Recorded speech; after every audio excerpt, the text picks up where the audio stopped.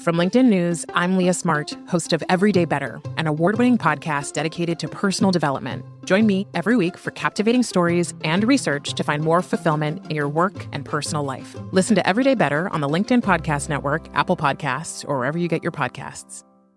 From LinkedIn News, I'm Jessie Hempel, host of the Hello Monday podcast. Start your week with the Hello Monday podcast. We'll navigate career pivots. We'll learn where happiness fits in. Listen to Hello Monday with me, Jessie Hempel, on the LinkedIn Podcast Network or wherever you get your podcasts. Hey everyone, and welcome to our Throwback episode. In our Throwback episodes, we are reintroducing you to some of our most popular episodes. This is great for new listeners who want to learn more about the work we've done in the past, and it's a great refresher if you've been a listener for a long time. Enjoy. The main thing that I wanted to talk to you about is your experience with international negotiations, because now we're living in a time where it's a global business society. And so there are going to be instances where you have to negotiate and connect with people across cultures. So can you tell us a little bit more specifically about the types of negotiations you've had where you've had to communicate with somebody with a different cultural background? Sure. I think my favorite example was when I was advising a large pharma company in the US, and then they needed help specifically on a few contracts. So there was a contract with South America, mostly Chile.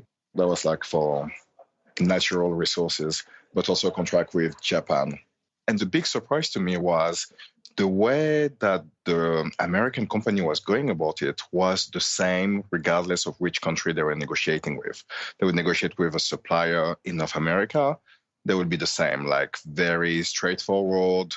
Here are the points we need to discuss. These are our expectations. Let's talk and let's have back and forth. So that's how they would go with the Americans. That's how they will go about it with people in Chile. And also that's what they will go about with people in Japan. The big difference that we saw there and the big impact we're able to provide was like, hey, take a break. All those people are different. By the way, all those people have different power position, especially the Japanese were really in a position to decide who they wanted to supply. So we're like, you need to take a time out. Let's rethink this.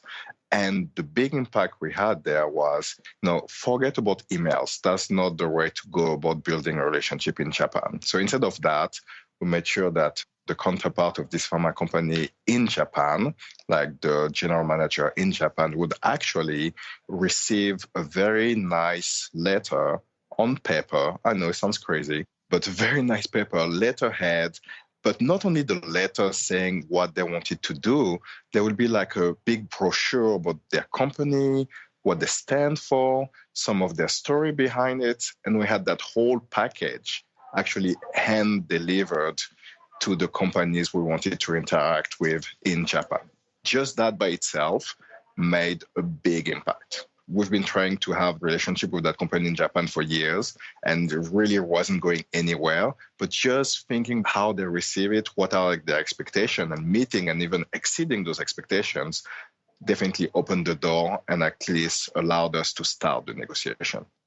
I think that's a brilliant example of the different approaches that countries can have when it comes to negotiating and how different cultures need a little bit more of a hands-on approach. And it takes time to build those types of relationships. In your opinion, and I know I'm asking you to speculate a little bit here, what do you think the perspective of the pharma company you were working for at that time when they didn't take that personal approach? What message were they receiving? Yeah, so our hypothesis there was the Japanese are really focused on relationships and long-term relationships. And some of the evidence that we had to support that hypothesis was they would not change the price. That natural resource, the price had skyrocketed over the past 10 years. Like we're talking 5 times more expensive. In Chile, the price reflected that market. In Japan, they barely increased the price by a few percentage points year after year. That's also what made the Japanese suppliers so much in demand because their prices were much lower.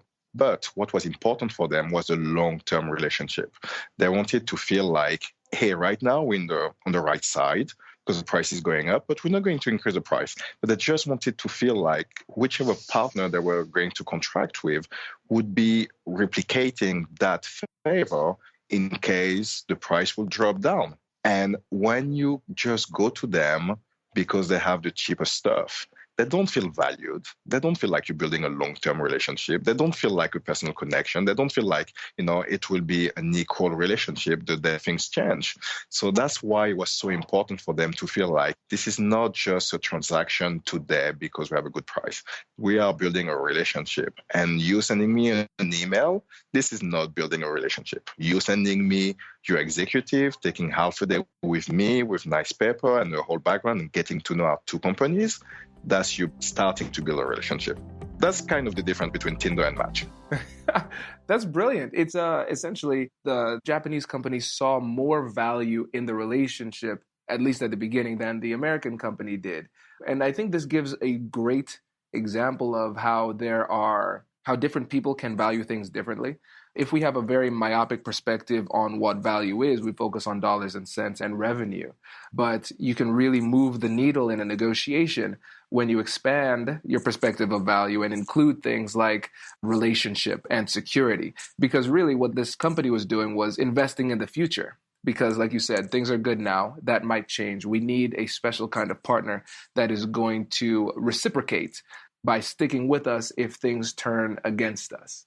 You are absolutely right. And I think one aspect that I really liked in your summary is this aspect that different people put different value on things. And in my mind, this is really where you reach the ultimum win-win situation. Because in their case, they didn't value price that much, but they valued relationship. Guess what? We valued price very much. Maybe a little bit less relationship, like, okay, we can give you something that you value very much, that doesn't cost us very much, and then we get something that we value very much. Like, this is the ultimate win-win in my mind. Absolutely. And that's the key to creativity and negotiation. You're finding ways to trade things of unequal value. So I don't value this thing very much. I'll give it to you because you value that thing more. And in return, you'll give me something that I value highly that might not be as important to you. And when you start to think about these things in terms of bargaining chips, that creativity is what can move the needle when a relationship or a negotiation starts to stagnate. Absolutely. Man, this is a phenomenal example. Thank you. So one of the other things about this point that I think is really important is the reality of assumptions. Because a lot of times we have this assumption that, well, first of all, everybody has this assumption that they are right. Nobody wants to admit that they're wrong. And so because we always think that we are right, we think that it should be kind of obvious for the other party to see that we are right. And I think that extends to our assumptions of what the other person thinks. So the American company here is thinking, oh, you think price is the most important thing, just like we do. So we're just going to send this email. The price looks good. Let's get this done. And if you make that assumption about other people, you miss the opportunity to create value. And again, it might hurt the negotiation. And so that kind of gives another example of why it's so important to be curious in these conversations and not assume anything, because sometimes you miss big points if you just operate on your own assumptions. Exactly. And I think you're touching on another point that I like. This is where usually I start when I give a training on cultural differences and the impact on negotiation. That's where I start is you have to be curious and you have to show respect. And you can never be 100% right. You will never manage to understand all the subtle aspects of each different culture or even one specific culture that is not your own, because some things are like so deeply buried inside people that they don't even realize that they have it. But one thing that's also universal is this like signs of respect, where even if you make a mistake, even if you say the wrong thing, people can feel that it was not intentional. They can feel that you're curious to learn more about their culture. And whatever mistake you make, small mistakes, but whatever mistake you make, it will be okay. You will kind of get over it quite easily. Right. Oh, this is cool, because essentially what we're saying here is that a lot of times we start to implement these tools of persuasion and we try to get down to the nitty gritty very fast, and we don't appreciate the fact that, and incredibly important part of the negotiation is in the rapport building stage and the ability to connect with other people. And like you said, respect is a key aspect of it. One of the questions I have here is, when it comes to showing respect between cultures, how can we show respect in a universal way if we're not sure how to navigate the particular business culture in question?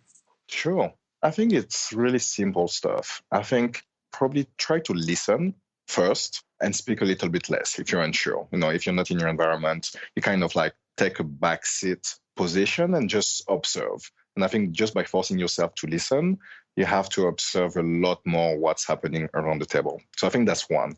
The second one, an easy one is also just do a quick research. If you go to a different country or if you know someone from a different country, you just do a quick Google search. There's loads of like one-pagers that will tell you the bare minimum that you have to know and to understand. So I think those things are definitely important. And then a big aspect is also try to replicate or like mimic what the other culture is doing. I like your idea of building rapport because this is key, especially at the beginning in the negotiation. But how do you build a rapport? It's actually if you manage to mimic like the body language of someone, it's easier to build a rapport, like the eye contact. Or if they do eye contact, you build rapport. So it's the same with culture. See how they sit. See how they drink their tea. See what they order. Like if you go to the Middle East, everybody order tea. Brace the rudders! Raise the sails! Raise the sails!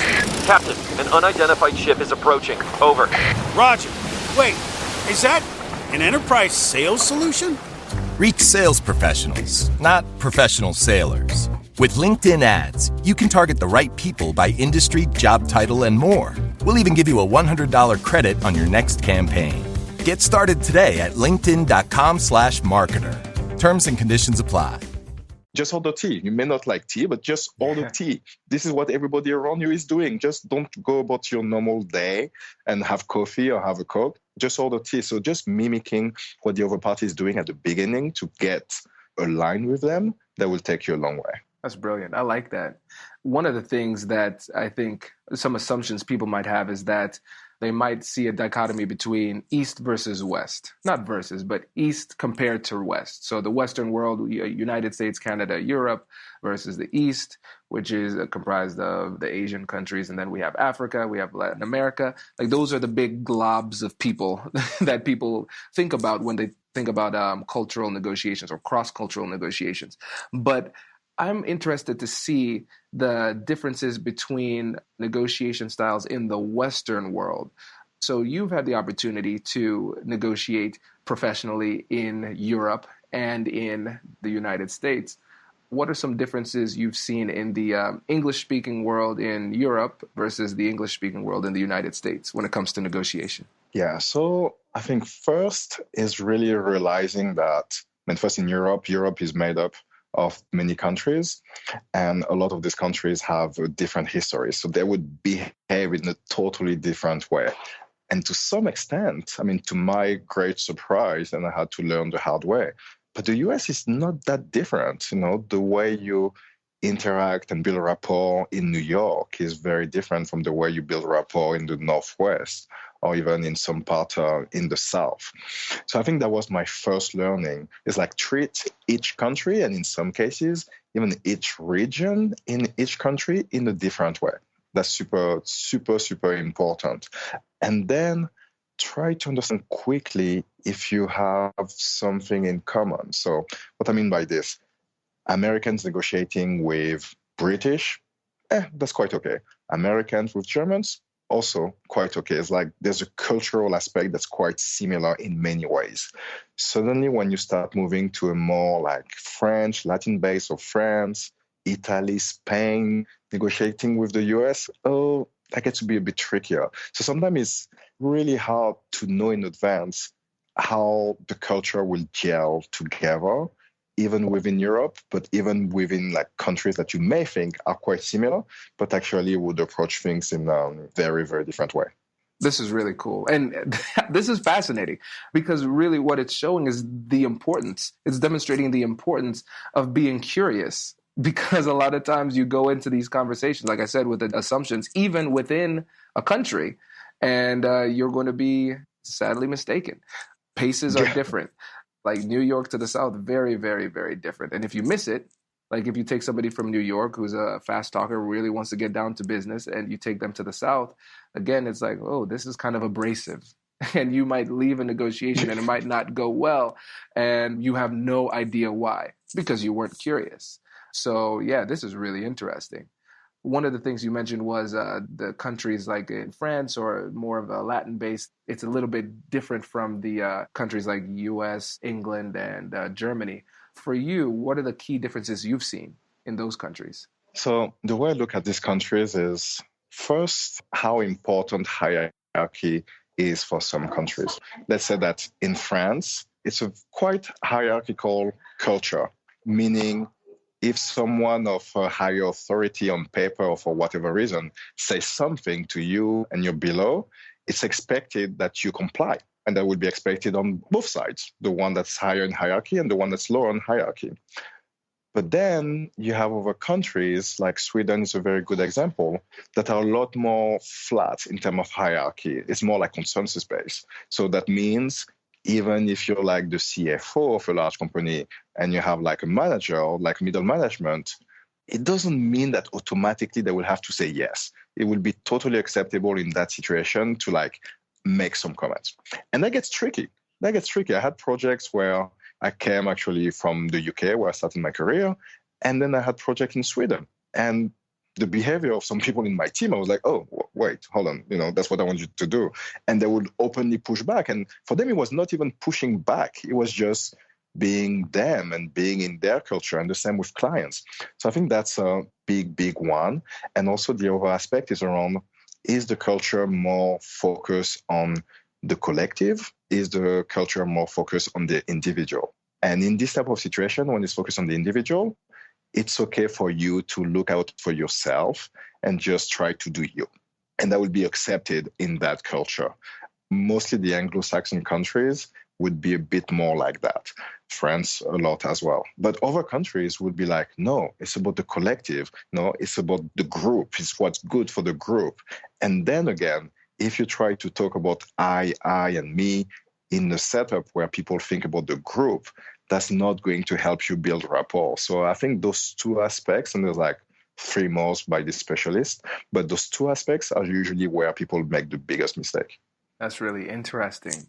I forget which book it was I was reading, but I believe there was one instance where a company sent a high-ranking official that wasn't like the CEO of a company to negotiate with a company in another country with their CEO and their top brass.